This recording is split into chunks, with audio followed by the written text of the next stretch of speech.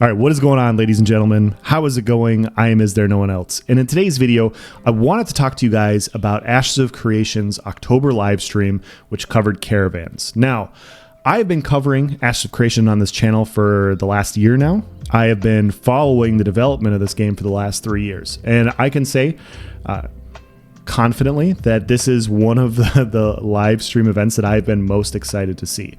Now, Ashes of Creation, for those of you guys that have been following for a while, they have a lot of systems. They have different types of systems. They all intertwine. And as MMO players, we all enjoy different things. We have overland questers. We have hardcore trial raiders. We have people that enjoy growing gold and amassing massive amounts of resources and, you know, projecting that influence. We have people that want to be mayors and play politics. We have just crafters, people that want to craft different things, and you have people like me that are PvP enjoyers. And the Caravan system for me specifically is definitely one of the systems I've been most excited about for this game. And for one good reason is I loved PvP. I think PvP is one of the most enjoyable aspects of a game. That's just my personal perspective. But being rewarded potentially by looting a caravan, if I win a caravan thing, I get the resources from it, which means that I get paid handsomely in resources. I not only get bragging rights of winning, but I also get something that impacts another group of people. That is awesome. Too often, especially in the MMO space, there's just unrewarding PvP. Now, although it's fun, the combat can be enjoyable and these sorts of things, there's just a different element to it when you add a reward, when you add something valuable to the PvP environment. And now, I was very excited for this one because I wanted to see what they were going to cover, and I wasn't disappointed. I'm going to bury the lead right here. I definitely wasn't disappointed with this.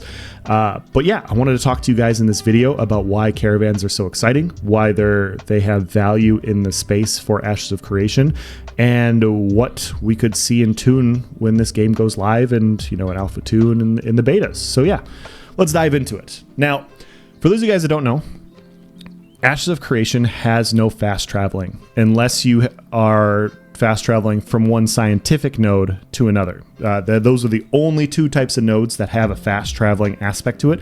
Everything else you have to travel by foot or by mount from place to place. And so what this means is it's a way to inhibit large groups of people from controlling different focal points of a very large map. You can't just fast travel 50 people over to one spot, fast travel 50 people back. You have to actually like plan and coordinate. And so this is a way to keep people more or less spread out without having the huge influence of large groups, which I think is fantastic. The Caravan system, how this works in this game, is each of your nodes, or if you're watching this video for the first time and you haven't watched an Ashes of Creation video, first of all, welcome. Second of all, consider nodes like a city development. Like you're building a village into a town, into a city, into a metropolis. That's essentially what a node is. It's much larger than that, but that's the point. We'll call them a node, but now you know. And so we're going to continue on.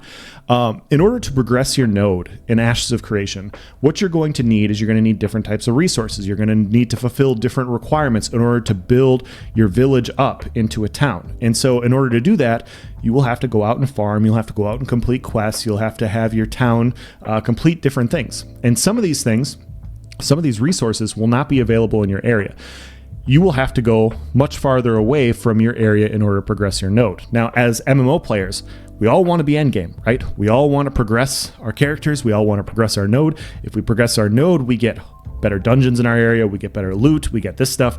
Better loot means better gear. Better gear means stronger, more powerful players, like these sorts of things. We're all going to want to do this. We're all going to want to progress. And so that's what the Caravan system is. You can't fast travel resources all the way across the map. You have to transport them via the Caravan system. And so what they revealed in the live stream is they changed their monster certificate system to a resource called Glint. Now, essentially what this means is when you go out and you complete a quest or you kill whatever, you get rewarded with this currency called Glint. It's available in that specific area. You can then go into the town. You can then use this Glint to either get gold right there, or you can use it to buy commodities in that area. And so then those commodities, you can either sell them there for a profit, or you could take the commodities somewhere else farther away.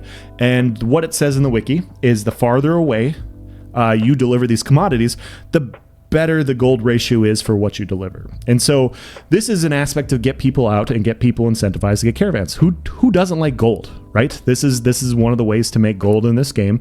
And you want gold, you want better gear, you want better armor, you want currency in order to progress. You're going to want to do caravans. And so it's not just a PvP based system for caravans. It's for everybody. And so that's part of the aspect of it. The other thing that's great about Ashes of Creation and what Steven Sharif and their team is trying to do is they want to bring the massively multiplayer back into massively multiplayer online role-playing games. And so in order for you to get this gold, in order for you to progress your nodes in the future and transport these resources from one spot to the next, you will need to protect these caravans. If you do not protect them and somebody loots it, you now have spent all this time doing these quests to get these commodities, to take them across to another node, only to have them sacked and looted by somebody else, and they get to reap the rewards of what you worked for. And so you'll have to be strategic about this. You'll have to be strategic about where you employ the caravan, where you deploy your caravans, where you travel to, who you take with, who can you trust, who can you not trust. And so this sort of discussion is super interesting. Now, I had participated in the 1v1 podcast with Vladis a few weeks ago, and we talked about caravans, and he brought up his guild talking about the caravan system, about how they've already talked about doing deployments late at night, when not as many people are on the game, and that way they have a better chance of sneaking caravans through. Like we're years away from the game coming out, and people are discussing how they're going to get their caravans safely from one spot to the next. That's how integral this system is to this game. And so this is the exciting aspect to it, because it incentivizes people to play a rewarding system. But this type of system encourages players to work together. It encourages players in a node to band together and protect each other's caravans from outsiders. So if you want to progress your node, you want to have better loot. Everybody that's in your node with you wants the same thing. Now, in order to have that happen, you're going to need your caravans to get delivered safely. And so you're going to talk to other people in the area like, hey man, we need to get these resources over here so that we can progress our node. Are you going to help me protect these? And so that's an exciting aspect, and it's something that's long been missing in the MMO space, is this incentivization of players in order to progress.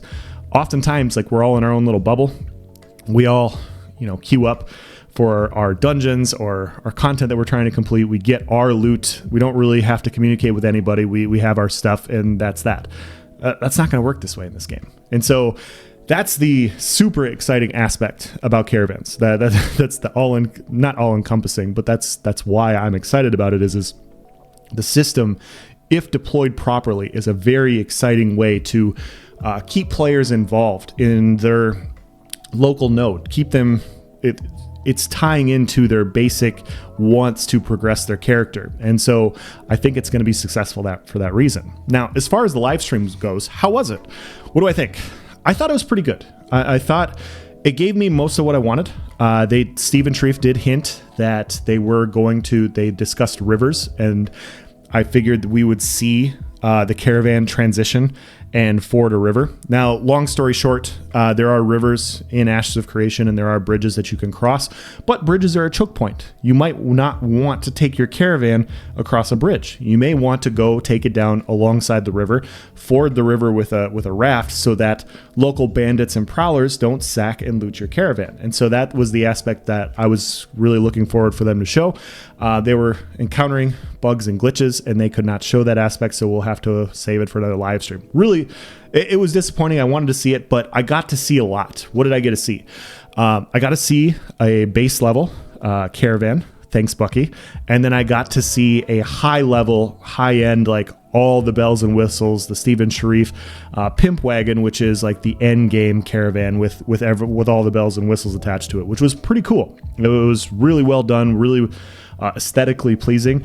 And what I didn't know, and things that kind of surprised me, was they have different things that the Caravan can activate. So they had Steven had a self-heal aspect to it. So when they're traveling around on the road and they encounter too many enemies attacking the Caravan and damaging the Caravan, you can equip a heal over time effect that will keep the Caravan up and running. And so I thought that was a cool aspect. They also had basically a breakneck sprint, like it was an X amount of seconds of much faster speed.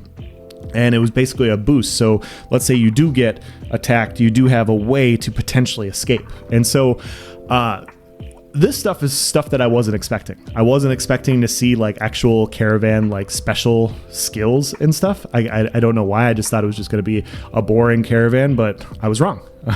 I was wrong. That was something that really caught my attention. The thing I was most disappointed in is this is a pretty heavy PvP system.